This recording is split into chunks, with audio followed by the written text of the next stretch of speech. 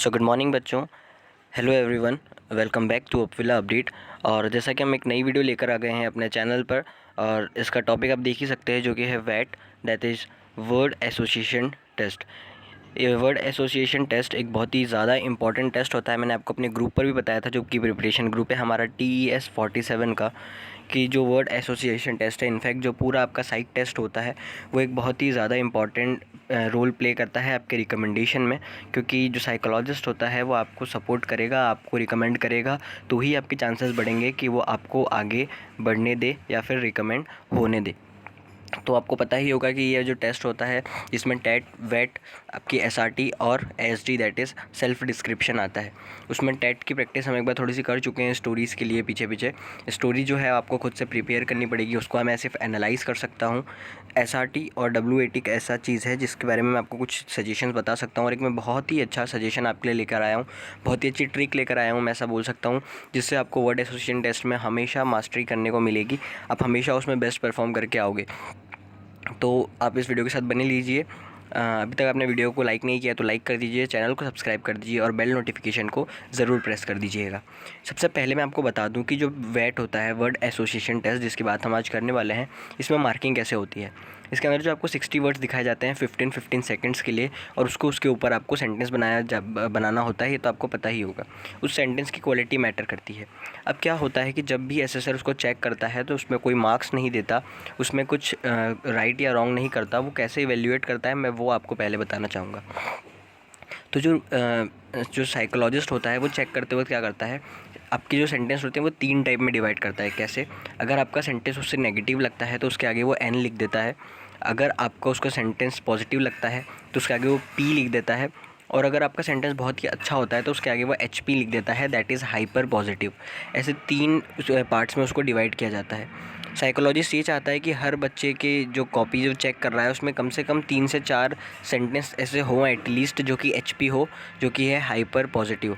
HP sentence कम से कम 4 हो, वो आपसे ये एक्सपेक्ट करता है। उसके साथ साथ पॉजिटिव ज़्यादा चाहता है वो नहीं चाहता है कि आपके इसमें ज़्यादा नेगेटिव हों। ऑफ कोर्स बच्चे इतना सारे सेंटेंस लिखने में होते हैं नेगेटिव, 10, 15, 20 सेंटेंस तक नेगेटिव हो जाते हैं, बट जितने आपने बचे हुए लिखे हैं उतने आपके अच्छे होने चाहिए, हाइपर पॉजिटिव और पॉजिटिव होने चाहिए। वो इस बेस पे चेक करता है। वो ये नहीं देखता है कि आपने कितने नेगेटिव लिखे हैं, वो दिखता है ऑफ कोर्स, बट इतना ध्यान नहीं देता है। रैदर वो उस पर ज़्यादा ध्यान देता है कि आपने कितने अच्छे या कितने पॉजिटिव सेंटेंस लिखे हुए हैं। तो आपको ये चीज़ पहले ध्यान रखनी है। इसके बाद मैं आपको अपनी ट्रिक की तरफ लेके चलता हूँ, जिससे आप हमेशा एक अच्छा सेंटेंस बनाएंगे, एक अच्छा फ्रेम करेंगे। मैं बहुत ही अच्छी आपके फॉर्मेट लेकर आया हूँ, बहुत अच्छा फार्मूला लेकर आया हूँ, जिससे आप हमेशा अच्छा जो है सेंटेंस बनाएंगे। तो चलिए चलते हैं हम उस फार्मूले की तरफ, जिसमें आपको टेंस की भी ज़्यादा ज़रूरत पड़ेगी नहीं, फिर भी आप बहुत ही अच्छा सेंटेंस बना पाएंगे। सो आ गए हैं हम फिर से अपने मोबाइल स्क्रीन की तरफ। मैं आपको अलग अलग टाइप के वर्ड्स के लिए अलग अलग टाइप के फार्मूले बताऊंगा। सो आपको सिर्फ उनको ध्यान रखना है, कोई 10, 15, 20 टाइप नहीं है, सिर्फ 3 या 4 टाइप होंगे मैक्सिमम, उसको आपको याद रखना है। आप इतनी प्रिपरेशन कर रहे हैं तो ये 4 टाइप्स आपको याद रखना तो बनता ही है। इन चारों टाइप्स को आप अच्छे से लर्न कर लीजिए, याद कर लीजिए।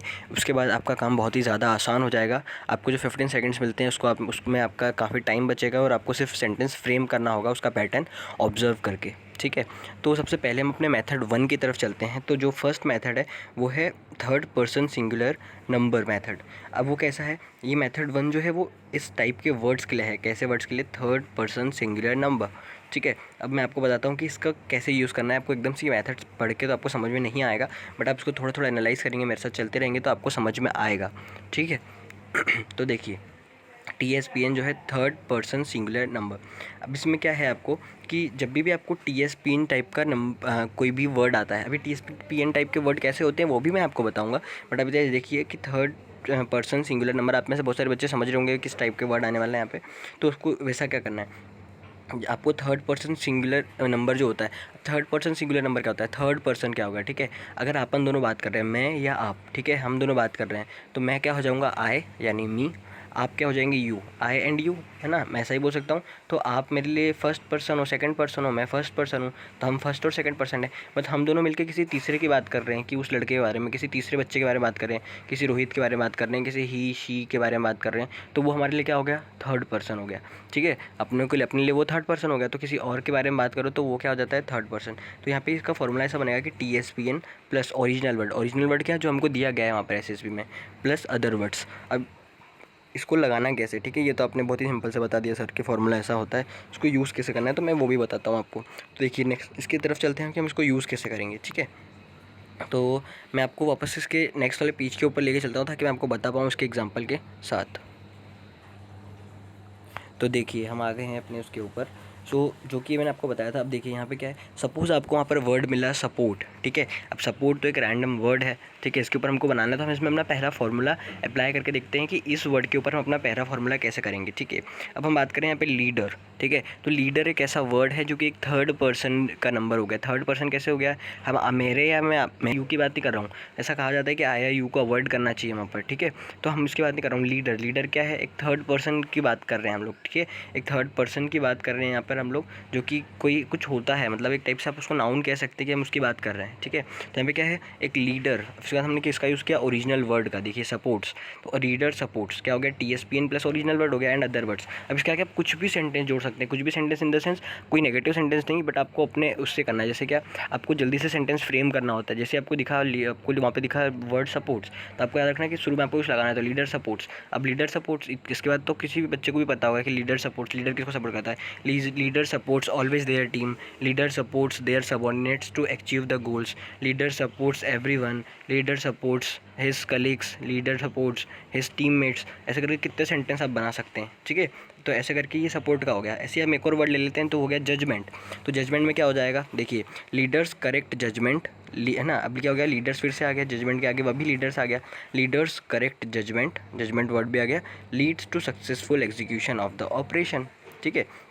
और भी क्या हो सकता है, यहाँ पे लीडर्स के आगे क्या है कि leader corrects judgements for better functionality, ठीक है। कुछ भी आप लगा सकते हैं, आप कोई भी, अब आप चाहे तो लीडर का यूज़, लीडर वर्ड का यूज़ करके बहुत सारे सेंटेंस बना सकते हैं।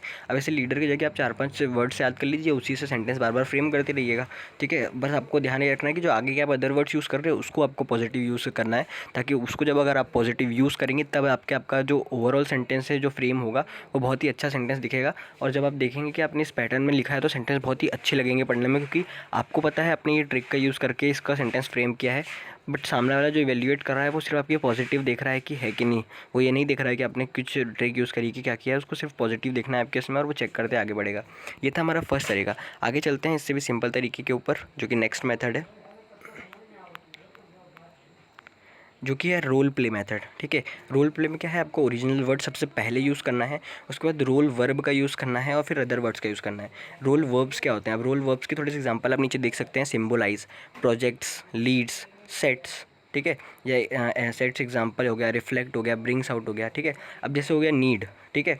अब जैसे यहाँ पे नीड है, तो आपको एक बात पता होगी कि जो वर्ड एसोसिएशन में जो वर्ड आते हैं, आपको ज़रूरी नहीं है कि आपको एग्जैक्ट वही वर्ड लिखना हो, आप उसका विलोम शब्द यानी उसका अपोजिट भी लिख सकते हो अपने सेंटेंस में, या तो फिर उससे रिलेटेड उसके सिनोनिम्स यानी उसके पर्यायवाची भी लिख के यूज़ कर सकते हो।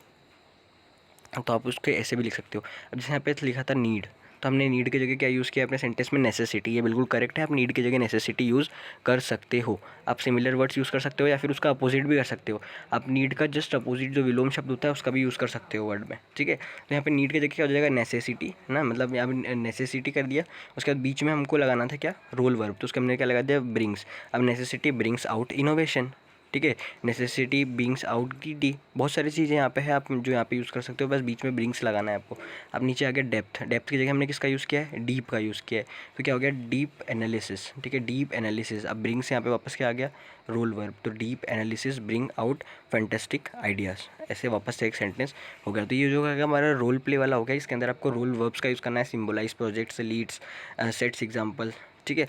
तो आपको ये सब करना है, ठीक है। उसके बाद हम चलते हैं नेक्स्ट वाले मेथड की तरफ, जो कि है डिनायल मेथड, ठीक है। डिनायल मेथड आपका बेसिकली यूज़ होता है नेगेटिव वर्ड्स के लिए, ठीक है। जो आपके पास नेगेटिव वर्ड्स आ जाते हैं ना, जिसमें आपको ज़्यादातर नेगेटिव वर्ड्स दिखते हैं, उसमें क्या होगा, तो उसमें आपको क्या है, डिनायल मेथड का यूज़ करना है, ठीक है। Use original word is verb, अब क्या होगा, TSPN हो जाएगा सबसे पहले, जो हमने पहले यूज़ किया था TSPN। उसके बाद नेवर, डज नॉट या इज़ नॉट, इस टाइप के वर्ड आएंगे, ठीक है, डिनायल मेथड, क्योंकि हम नेगेटिव के साथ यूज़ कर रहे हैं तो हमको उसको डिनाई करना होगा। बहुत सारे लोग बोलते हैं कि ये चीज़ हम यूज़ नहीं कर सकते, बट ये डेफिनेटली कर सकते हैं, मैंने भी किया है। सो ये बहुत ही अच्छा तरीका है कि हम उसको डिनायल मेथड का यूज़ करें और फिर अदर वर्ड्स का यूज़ करें। कैसे, अब फर्स्ट आ गया क्राई, ठीक है। अब क्राई कैसे हो गया, a brave man never cries in adversity, ठीक है। अब यहाँ पे क्या हो गया, हमने डिनायल कर दिया कि नेवर क्राइज, ठीक है, उससे हमको अच्छा बना। Hate, teacher never hates their students, ठीक है, देयर स्टूडेंट, ठीक है। तो आपको यहाँ पे ध्यान रखना है जब भी नेगेटिव वर्ड आए तो हमको उसका डिनायल मेथड का यूज़ करना है। ये 4 मेथड जो थी आपके नेगेटिव वर्ड के लिए, आपके जो कुछ क्वालिटी दिखाते हैं उस टाइप के वर्ड्स के लिए, या फिर आपके जो अदर टाइप के वर्ड्स आते हैं इन तीनों टाइप के वर्ड्स के लिए। इन वर्ड्स के अलावा आपको कोई एक्स्ट्रा वर्ड तो नहीं मिलता है, बस डिपेंड करता है कि आपको उसका मीनिंग पता है कि नहीं। आपको एक चीज़ हमेशा याद रखनी है कि अगर आपको किसी का भी मीनिंग नहीं पता है, सपोज़ आपको किसी भी वर्ड का मीनिंग नहीं पता है, तो डेफिनेटली आप उसको स्किप कर दीजिए। बिल्कुल भी तुक्का लगाने की कोशिश मत कीजिए, तुक्का लगाना बहुत ही ज़्यादा हार्मफुल होता है। अगर आपने ईमानदारी से आपको नहीं आता है और उस वर्ड को स्किप कर दिया है, छोड़ दिया है, तो वो आपका एडवांटेज पॉइंट होगा। बट अगर आपने तुक्के लगाने की कोशिश की है, अपने मन से सेंटेंस फ्रेम करने की कोशिश की है, तो सोच के कि मैं सारे अटैम्प्ट कर लूँ, तो वो आपका एक नेगेटिव पार्ट में चले जाता है। बाकी आपको इन फॉर्मूलेज़ को याद रखना है। सिर्फ 3 फॉर्मूलेज़ मैंने बताए हैं जो कि आपको याद रखने हैं। किसी किसी को लग रहा होगा कि ये बहुत ही टुच्चे फॉर्मूले थे, पर आप इसको फॉलो करेंगे तो बहुत ज़्यादा हेल्पफुल होते हैं, क्योंकि वहाँ पर जब 60 वर्ड्स एक साथ बैठकर एक सीटिंग में लिखने होते हैं तो बहुत ज़्यादा मुश्किल पड़ता है। अगर अभी भी आपको मेरी बात पर बिलीव ना हो तो आप यूट्यूब खोलिए और सर्च कर लिए word association test live practice. आप पेन और एक कॉपी लेकर बैठिए, वहाँ पे 15-15 सेकंड में आपको वर्ड्स दिखाएगा, आप उसको लिखते रहिए और एक बार लिख के देखिए पूरे 60 वर्ड एक सीटिंग में। आपको खुद समझ में आ जाएगा कि थोड़ा सा कितना हार्ड होता है, आप खुद रियलाइज़ कर लेंगे और इन ट्रिक के ऊपर आप आ जाएंगे, ठीक है। तो आप एक बार चेक कर लीजिए, अगर आपको भरोसा नहीं आप ट्राई कर लीजिए, या तो फिर दूसरी चीज़ ये है कि आप इन तीनों टेक्निक्स को रट लीजिए, उसके बाद वहाँ पर जाके लिख के ट्राई कीजिए और फिर देखिए क्या डिफरेंस आता है दोनों में। तो आपको खुद ही पता चल जाएगा कि दोनों ही आपके परफॉर्मेंस में क्या डिफरेंस है। सो ये था हमारा वर्ड एसोसिएशन टेस्ट के लिए आज की वीडियो। आई होप आपको पसंद आई होगी। अगर आपको पसंद आई है तो वीडियो को लाइक कर दीजिए, कमेंट करिए, चैनल को सब्सक्राइब कर दीजिए और बेल नोटिफिकेशन प्रेस करना मत भूलिएगा। अपनी प्रिपरेशन स्टार्ट करिए, अपने आप पर कॉन्फिडेंस रखिए और रिकमेंड होकर आइए। आज की वीडियो के लिए बस इतना ही, धन्यवाद।